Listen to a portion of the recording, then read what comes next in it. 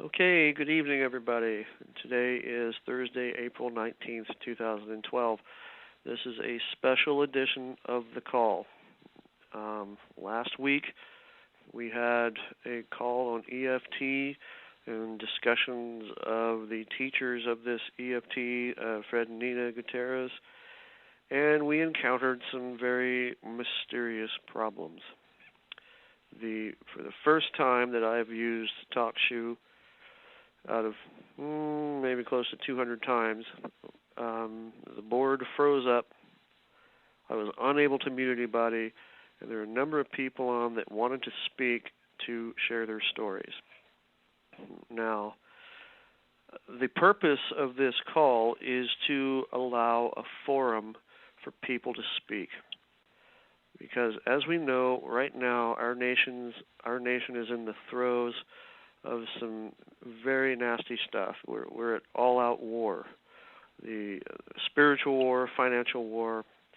All you got to do is look at the headlines, the banks foreclosing, the Congress passing unlawful bills against the American people. We're in tough times, folks. And many people are in the fight of their lives, trying to save everything that they have ever worked for.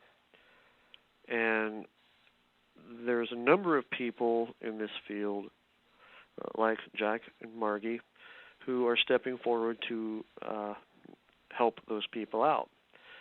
Well, there's also other people that are stepping forward to try to help people out. Some of them are reputable, some of them are not. But in either case, it is only reasonable that those people engaging in these remedies and these processes to save what they've worked for, that are standing up in this battle and saying, no, I'm standing up, I'm going to fight for what I have. It's only reasonable to expect that they be able to communicate and fellowship with other people who are like-minded, that are going through the same situations, and to share experiences so as to make what they're doing either more efficient, to guide people into what is working, or to warn people about things that don't work. And that is really the purpose of this call, because we're in trouble, and we need to be real about what is really happening. And so tonight I wanted to hold a special private call to allow those people who had important things to say to come forward and to say it uninterrupted. And I would also like to state that the opinions of the guests tonight are not necessarily the opinions of the host. I'm merely allowing a forum for people to speak. And like last time, I would like to go ahead and introduce Jack and Margie Flynn. Jack and Margie, thank you, and welcome to the call. Thank you for having us, and we appreciate you. Welcome.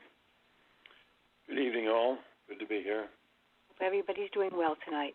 Looking forward to a good opportunity for people to speak their minds. Yes. Now, you had a chance to speak last week.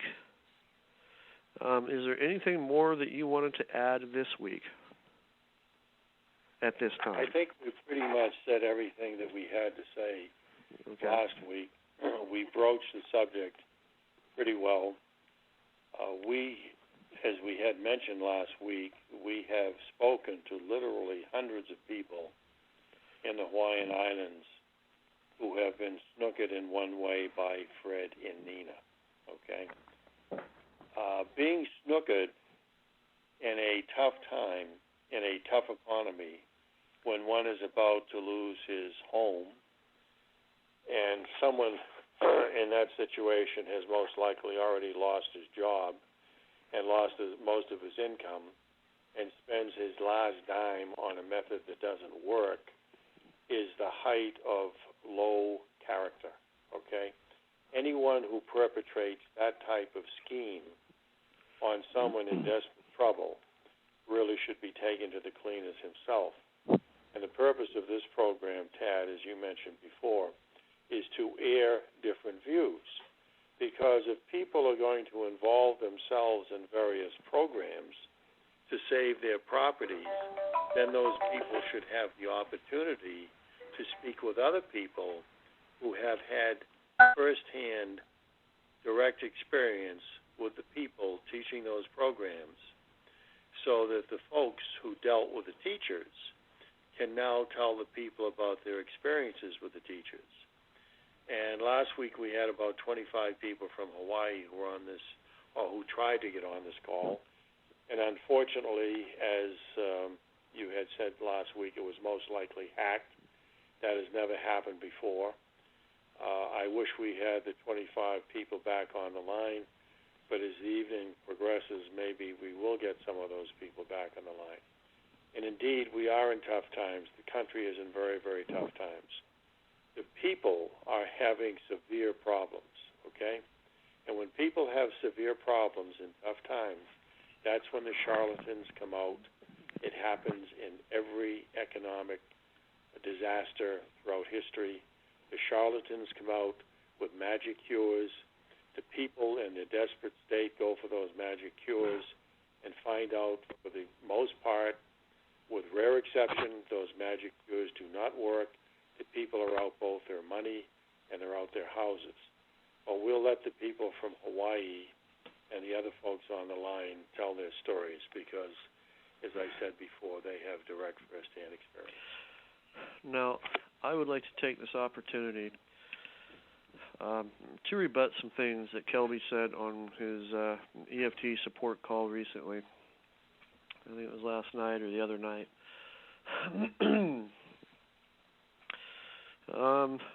First of all, it was portrayed as though that Fred either gave me some confidential list or some confidential document, and that I errantly violated trust by using some of the information about contacts on that document. Well, I'm here to rebut that. The information that I got was from the documents from their general download in their back office. A man by the name of Frank has his name put all over these documents. And in my attempt to want to fellowship with other people to follow up and find out how things are working with them in, in good faith, engendered a very hostile response from Fred. I still don't understand it. Maybe he misunderstood. Maybe he didn't know that the documents on his download section were not properly redacted. And they were not. And that's where I got the information. Went to the back office, downloaded a document. There is a man's name on there. Fred says these documents work great. Great. Let's call him and find out. Because up to a certain point, most of what I heard about the success has been funneled through a very narrow area, and that is through the Fred and Nina camp. I wanted to hear firsthand from other people that were doing really well somewhere else. Well, I still haven't found them.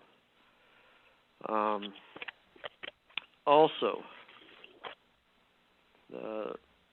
Kelby stated that Fred canceled the call because of this, quote, violation. Well, do you think Fred could have, let me know that before I held the call? Because after he hung up on me, I didn't hear back from him. I never heard him say, I'm not going to be on the call, so I held it anyway, but he never showed up. So I would have appreciated that he would at least communicate with me on that. Now, on the call that I held last week, Kelby reported that 90% of the people in the chat were bad-mouthing me, Jack, and Margie. That is simply not the case. There was about 2 or 3 people whose 90% of their comments were bad-mouthing me, Jack, and Margie. The rest of them were either neutral conversations or people sharing their experiences. And there was like 130 people on that call, and only about 3 of them were really saying bad things, not 90%. That is a gross misrepresentation. So, So tonight, we're going to make the forum available for people to speak their experience. And I do ask that when you do speak your experience, please avoid hearsay, like someone so-and-so said this, and therefore these people are bad. Don't do that. Simply state your experience. Tell your story, and please stick to the facts. We don't want to slander anybody. We don't want to smear anybody. We just want to share our experiences, whatever they may be. So that's my statement for now. Now, Doug Riddle is on the phone with us. Doug, how you doing? I'm here. Okay. Did you want to make a presentation tonight? Yes. Okay, go for it. Okay. First of all, you have to excuse me because I'm not feeling my best and my throat's acting up. So I'll try not to cough and sneeze and all that kind of stuff over the phone. Well, I hope you get well.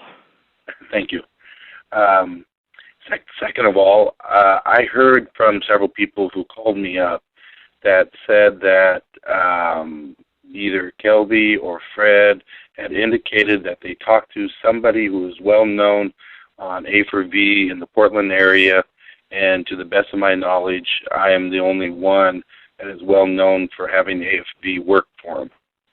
I wish there were others, and there might be somebody else, but I had no conversation with Fred whatsoever. And if there was anybody else that is in the Portland area with accepted for value successes, please contact me. I would love to hear you. Maybe we could find out how to make it better. Second of all, I got a letter from Kelby, and before Ted had his call last week, and I found out, or at least I've heard rumors, that they have been sent out to a number of people. I don't know if they were people within the Republic or if they were people from the seminar. I would suspect they were people from the seminar. Well, I got to interrupt for just a moment. The call that he held the other night, he read his letter on his EFT calls. So it's public information now, and so anybody that wants to listen to it, it's there. So, and I rebutted that on the other call, but I'm sorry. Go ahead, Doug. Yes, and I just wanted to read what has already been read, but also my comments, because I think what Kelby did was trying to ruin somebody's reputation, and I don't appreciate that, and I don't appreciate that being used by me. I don't know how the other people felt who received this letter. Maybe they just threw it away. Maybe some of them turned their back on Tad. I don't know.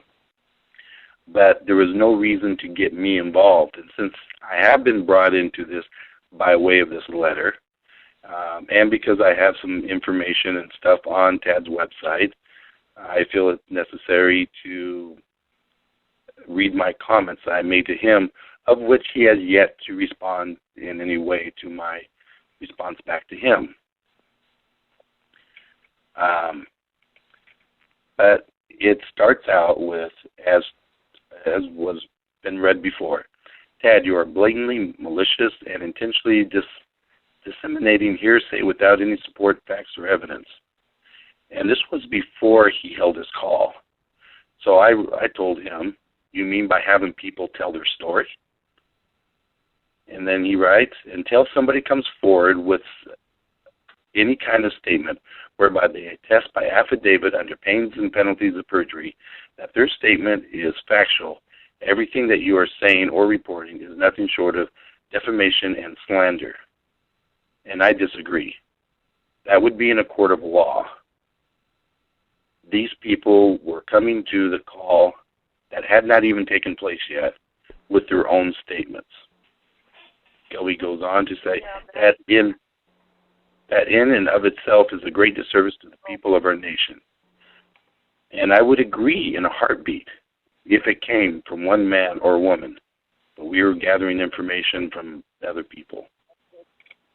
Kelby says, no one is required to engage in the discharge of debt. And I have repeated